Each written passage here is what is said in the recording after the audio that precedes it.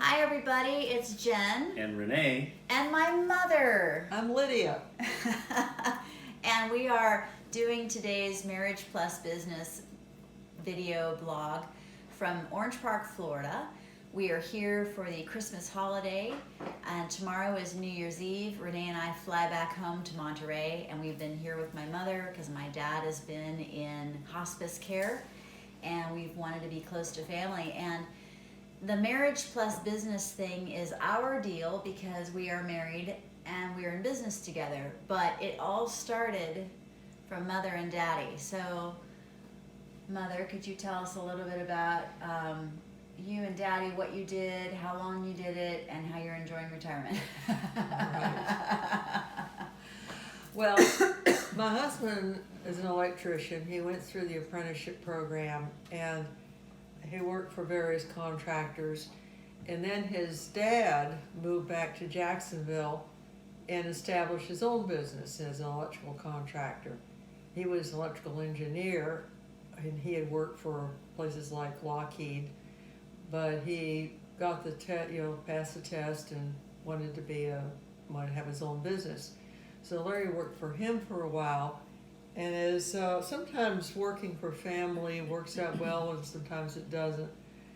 And he and his dad had a few issues. He did get his Florida State Master's license while he was working for his dad, and he wasn't real happy in that situation. And so when the opportunity arose to buy an electrical contracting business, we thought it was a great idea. And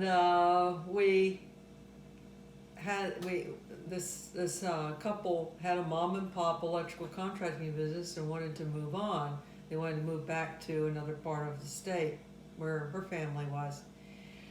And so we bought the business, which was a very big jump and a very big expense. We had to sell the house we had built and move into the house that came with the business. Which is right here. We're in the this kitchen. is the very house. And the house is on residential land, and the part of the business, the warehouse and the office, are on commercial property, on business property, zoned for. So that was kind of neat. And so we moved our collies and ourselves over here and sold the other house, much to my distress, because we really loved that house that we had built. And so we did that and had a big debt load. It was a very big debt load. We paid too much for the business. We didn't realize that at the time. And it took about 10 years of a lot of trial and error, a lot of bad mistakes, a lot of frightening things for us to get in a situation where we were actually profitable. It took 10 years. It was very stressful. Jenny was going to school at the time. She was you were still in elementary school. I think I was 11 when you bought the business. Yeah, okay. You were just going into the higher levels. Middle school. Right. And it was tough. It was tough working together, my husband and me. We loved each other very much, but there was a learning curve on how to get along in running a business. He expected me to understand how things were supposed to happen more than I did, and he thought that I should do some more technical things, which I definitely was not qualified for. Basically, I could do the accounting, the billing, that sort of thing, but he thought I should be able to do estimating. I said, electrical estimating? I don't know anything about electrical estimating, but you can look at this book, right? No. Anyway, so over time and a lot of ups and downs, we did make a good business of it. And one thing that we learned was having too many employees is a bad thing. Having the overhead of an estimator in the office is just too much of a load on the business. We ended up narrowing it down to just him and me and doing service work rather than trying to get the bigger jobs. The trouble with the bigger jobs is you have a lot of competition for them. Everybody has to cut down to the bottom line, and the one who gets the job is usually the one who leaves out the most stuff that they should have put in. Mm-hmm. Yeah. But you've been married to Daddy for 52 years. Right. And you owned the business for how many years? We bought it in '82 and we sold it in 2016. There you go. So it's 2000. It's just 34 years. 34 years. It was from April to April too, so it was right on the money. Oh wow, really? Mm-hmm. Yeah. So, what advice do you have for married couples who are working together? If you could pick 3 things. 3 things to help them out. Well, one thing is to make sure that you have an agreement about territory that you're handling in the business. Another thing is make sure that you two are probably the only one who can write checks. Mm. We know too many people who had somebody in the office that they hired to handle the money and ended up with a lot of embezzlement. Mm. So it was just us signing checks, nobody else. Mm-hmm. And even if we had somebody we trusted, it didn't matter. It's just us.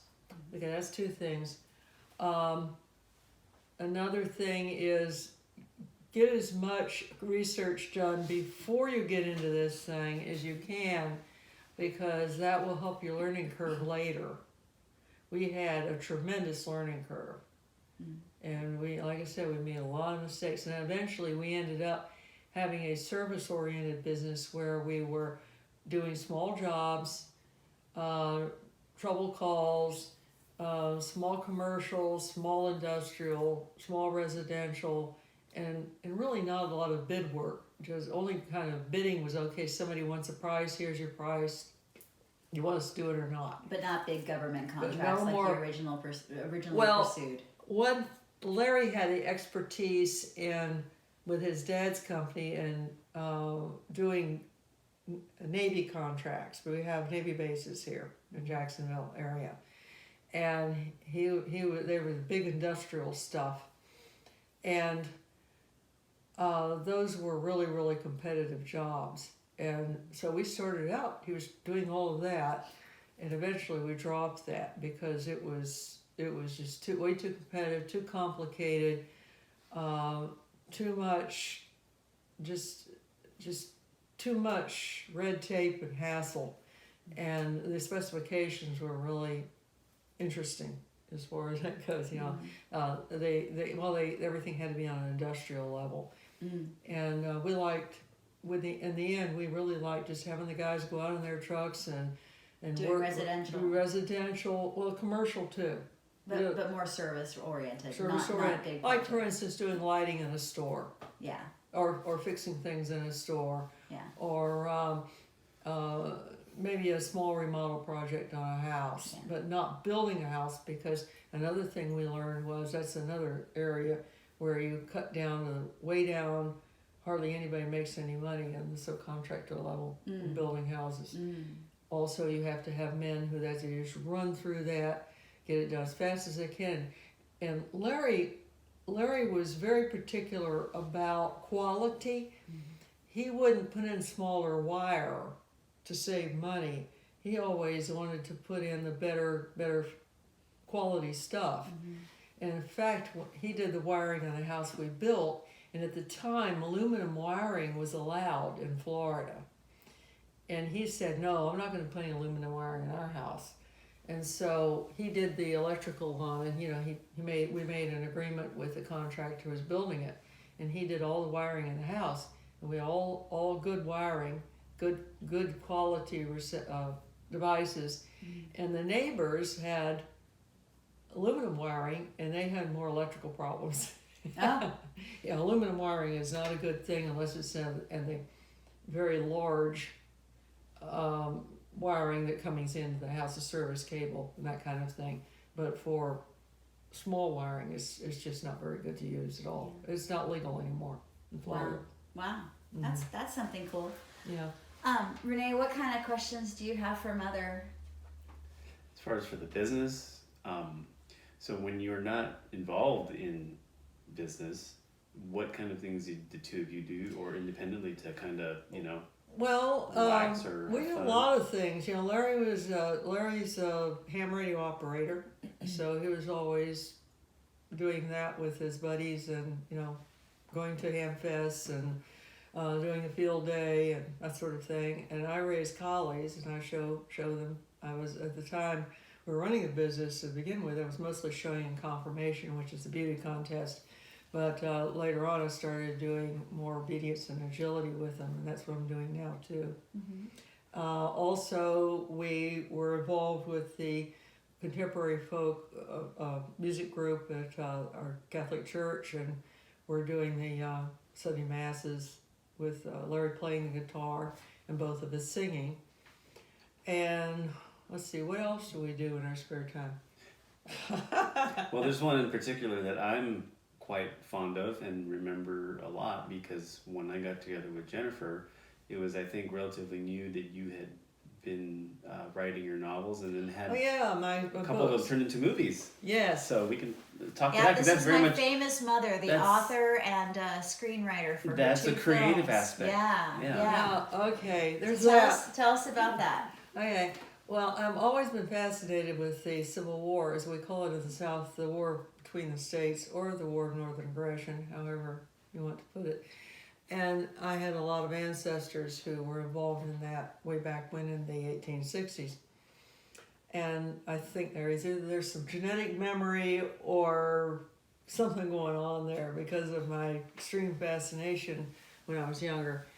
And I always had kind of a story in my clicking around in my mind, and I finally got down and wrote it. It's called Fire Trail. It was set during Sherman's March through the Carolinas from the Southern perspective. And it was published, and I started going to reenactments to market my book and do book signings. And we were up in South Carolina. I was also doing some freelance writing for some magazines, Civil War oriented magazines, and also a local paper. And we were at a reenactment up in South Carolina, and I met a filmmaker there who was filming a movie called Battle of Aiken, and this was at the Aiken, South Carolina reenactment. And so I was real interested in that, so I wrote a story about it for the magazines, and took a lot of pictures and talked to them and gave him a copy of the book. And he read the book and he liked it so well that he wanted to make a movie out of it. So here we go with the movie thing. And in the meantime, I also wrote Perfect Disguise, which was about a young woman who runs off to join the cavalry disguised as a boy. And he wanted to make a movie out of that too. So we did them in series. And we were very involved in the production of Fire Trail, and Larry and I are in the movie. Mm-hmm. We're the hero's mother and father. True story. My parents are movie stars. Yep. Yeah. Yep, I see she myself created in the the movie and I die. It was a little blow. Anyway, and the movie turned out really good. I was really happy with it, and we went to the premiere up in Augusta, Georgia, and it's been out in distribution recently since then. He modified it a lot because a lot of it wasn't filmed in high definition, and he had to do some tweaking on that for the distribution. And he also made a movie out of Perfect Disguise. It is now out in distribution, but they changed the name. It's The Confederate, which has no, it's just kind of like, that title has no bearing on the actual book, but the movie is pretty intact. That one was done in high definition, so he didn't have to modify it as much to get it published. Also, I wrote a couple of Florida Civil War novels, Exiles on the St. Johns, and the sequel, Raiders on the St. Johns, which is set in my own area, and St. Augustine, St. Jacksonville, Augustine, Jacksonville, North Coast of Palaca, Florida. yeah, Northeast Florida, and those are really. I just reread them, and I said these are pretty good. I enjoyed rereading my own book. I said I really like this character. He's kind of a bad boy. Yeah. Yeah. And then I wrote a doggy suspense novel. It's set in the world of dog agility trials, and it's set also in this area.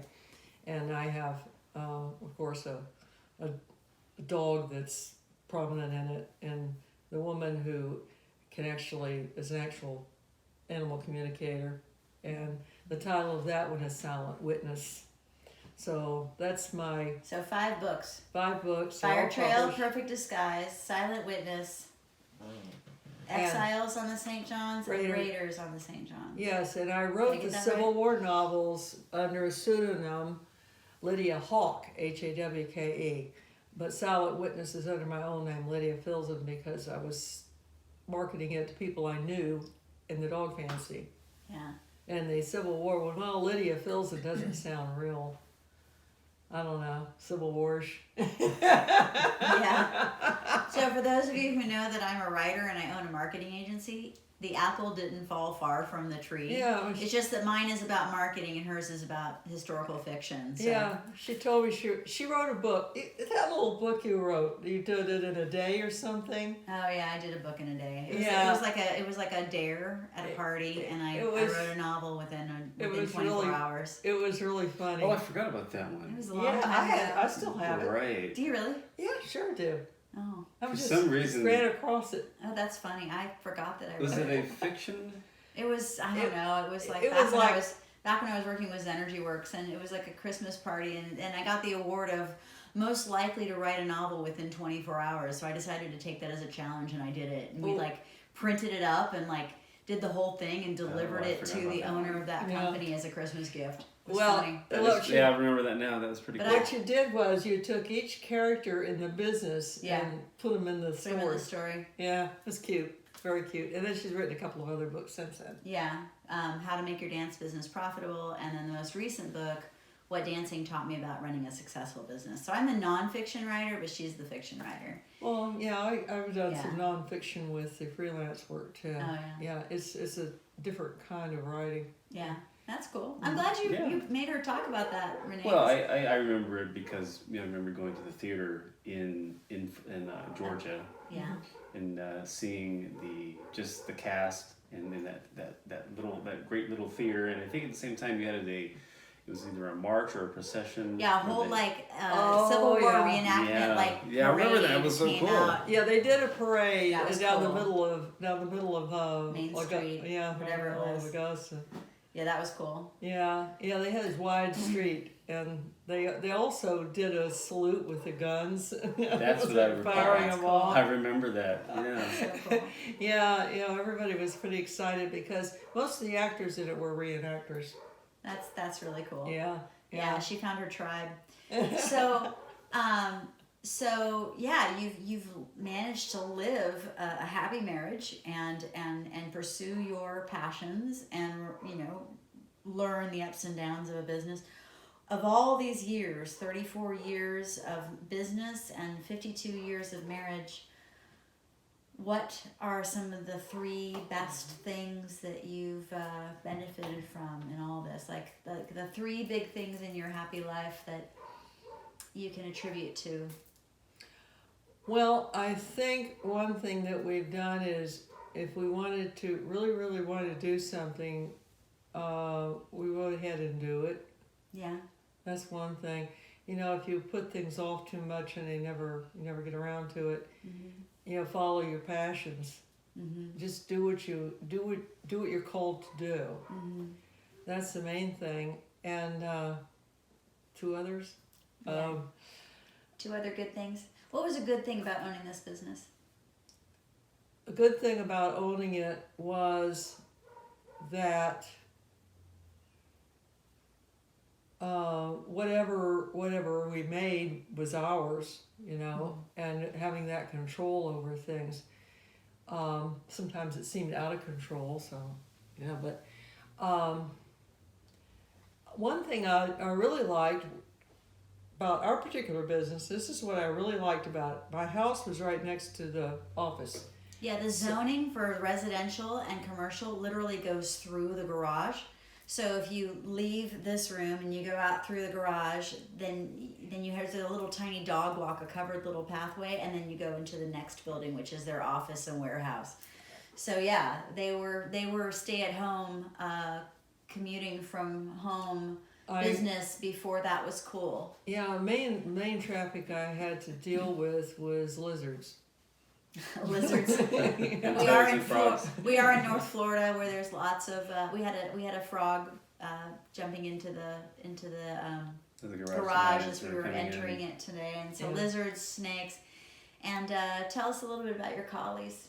Yes, I have had. It's another one of my passions. I seem to have a lot of things like that. Ever since I was a kid and saw Lassie and read the Albert Payson Terhune novels and books and stories, I always wanted a collie. And when I was in an 8th grade, I had saved up enough money. Actually, it was seventh and 8th grade. I had saved up enough money to buy my own collie, and they were very hard to find in Florida, but I found one. And I actually showed her a little bit and actually won a little bit with her. Not a lot because I couldn't drive yet. My parents had to take me to the 2 or 3 local shows a year.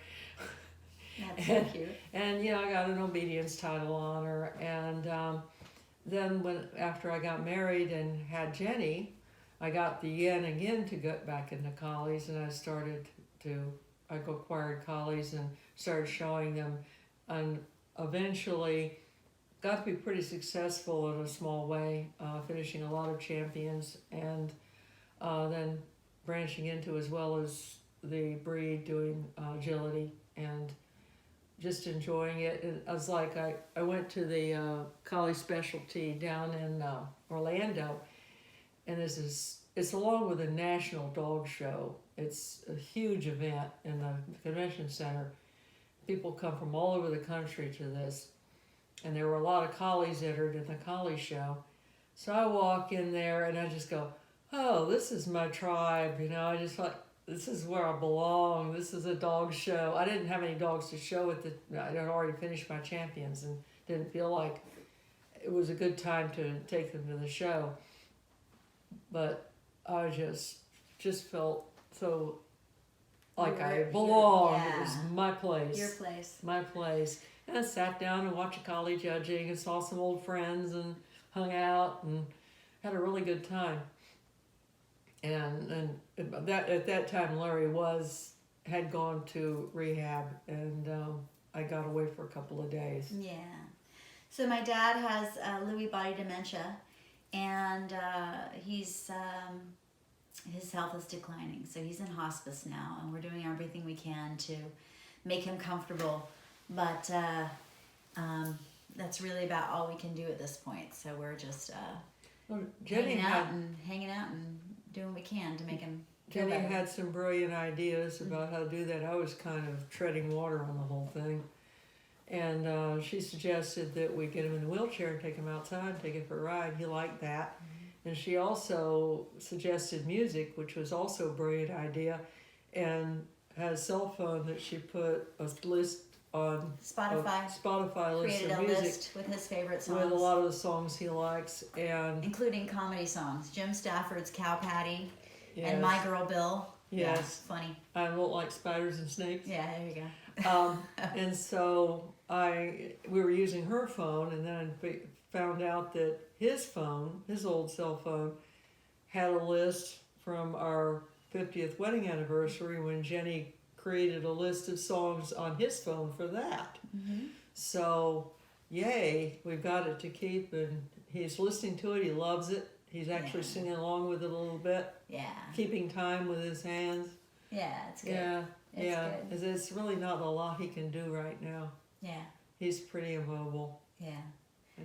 So Renee, wrapping things up, what other questions or points would you like to make in this episode of Marriage Plus Business?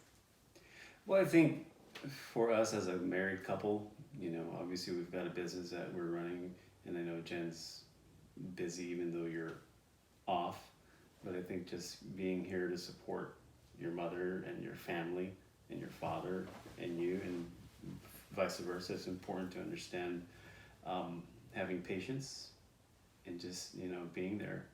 Your patience is not one of my strong suits. Nor is it mine. That's why I'm so lucky with Renee. He's super patient. The nice thing about these two is she's got her part of it, with is the actual marketing and PR and writing part, and Renee has the art and the expertise with the internet and that sort of thing, and so they each have their expertise, which kind of work together. But it's like, I'll do this part, you do that part. That's really a good way to run things. I was handling all of the financial area, even though I'm not a numbers person. That's not okay. a match. You became a numbers person. Calculator helps. Yeah. And having a CPA also helps. Right. Yeah. And Hats off to the CPAs. Larry would handle the more technical areas, and then both of us had to handle the dispatching and the scheduling and that sort of thing. So we had to kind of work together on Some a lot of overlapping things. areas. Yeah, oh yeah, definitely overlapping areas. And of course I wasn't going to estimate, and he wasn't going to handle the books. So. Well, we appreciate the time that you spent with us and getting to know my mother, and it's really great seeing you guys. Now you know the origin story of how I became an entrepreneur. It's because I grew up with it, and also too, what's interesting is that because I saw you guys struggle, I learned a lot about what not to do. Don't get too big too fast. Right, slow growth is good. That was the main problem. We inherited this. We bought this business. We had a bunch of employees right from the beginning, and we had to keep them busy. And oh boy, Jen knows all about that. Yeah, I know all about that. And We're later about to on, get into that again. later on, we went down to a couple of crews, and that was the best. And 1 or 2 trucks running, it's fine. Yeah. A couple of trucks, 2 was a sweet spot. 1 was not quite enough. Yeah, it's really important to have a good team. Our overhead was, once we got the debt out of the way, our overhead was very low because we didn't have to pay rent for an office. It was all part of the deal. Another thing was the tax advantages. Because the business used the power, our power bill was paid by the business. Lots of things were paid by the business, and they were deductible because there were business expenses. And there are a lot of things you can do when you have your own business that help you tax-wise. It's really good that way. The business paid for a lot of things. Our home expenses were lower because the business was taking care of that. And the overhead was pretty low with the business because there's nothing fancy, no frills. I talked to people who had storefronts, and they had to rent this place at this really big price, a small storefront. And every month they had this huge rent bill along with all the other overhead expenses. Right. And I don't know how they can swing it. It's just really, really a lot of money. It's a tough one. Yeah, and a lot of them, they don't last long. Yeah. Some of the storefronts don't last long at all. And also too, you were able to retire. Now you didn't expect to retire the way you did because Daddy's dementia was starting to show up. It was starting to get a little stressful because his memory was not that good, and physically he was starting to have problems. Lewy body dementia is a Parkinsonian thing. They have the physical problems as well as the memory problems. And so he was no longer able to work out in the field at all or do any service work himself, which he had been doing, which was really a good thing because then we didn't have to pay one of our guys. And he was also he was physically failing, and he was mentally, forgetting stuff and making mistakes and things like that. And for a long time, I wanted to work our way out of the business somehow, whether to just quit or find a buyer. And we thought we had a sale at one point, but that fell through. And then out of the blue, it was just such a providential thing. It was one of those things the universe does for you. A friend of Larry's and mine, her brother was working for a company that wanted to expand, and so they ended up in a very easy, nice way, paying more money for our business than the other offer we'd had. And it turned out to be really, really good. And we were able to they took our employees off, so they had a job.